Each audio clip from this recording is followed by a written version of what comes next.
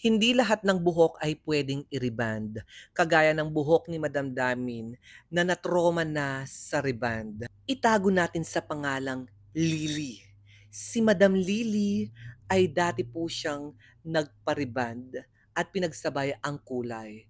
Ending, nasunog po ang kanyang buhok. Ang status po ngayon ng kanyang buhok ay pinahaba na po niya, pinabayaan na lamang po niyang humaba at hindi na po niya pinagalaw pa. Kaya ngayon, nag-decide na po si Madam Damin at naglakas ng loob na siyang lumapit sa amin para ipagamot ang kanyang buhok. Dahil may trauma na si Madam Lily sa reband, ay gusto na lamang po niyang paalagaan ng treatment.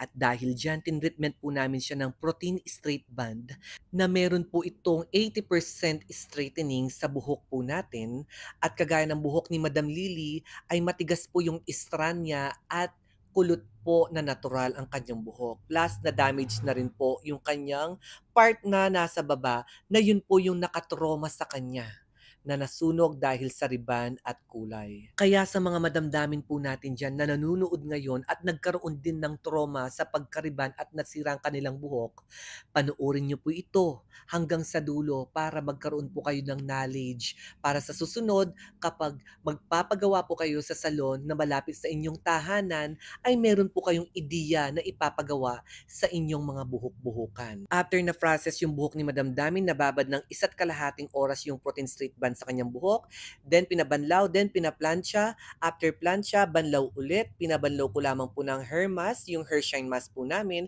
and patuyuin lamang po nito ng 100%.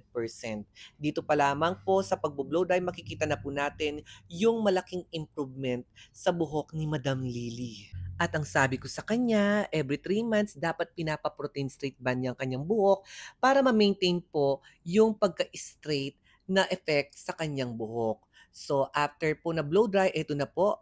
Kung mapapansin niyo po, yung pinaka-virgin hair po niya ay talagang nauna na po kahit papaano. Pero yung treated hair po niya, talagang expect na po natin na malalesen lamang po yung dryness sa buhok niya. As you can see naman po mga madamdamin, is malaking improvement na po compare dito sa before ng kanyang buhok. Ayan po yung buhok ni Madam Lily. Balame nga lili-lili yaruguking dalan, king kakapantong king salon mi.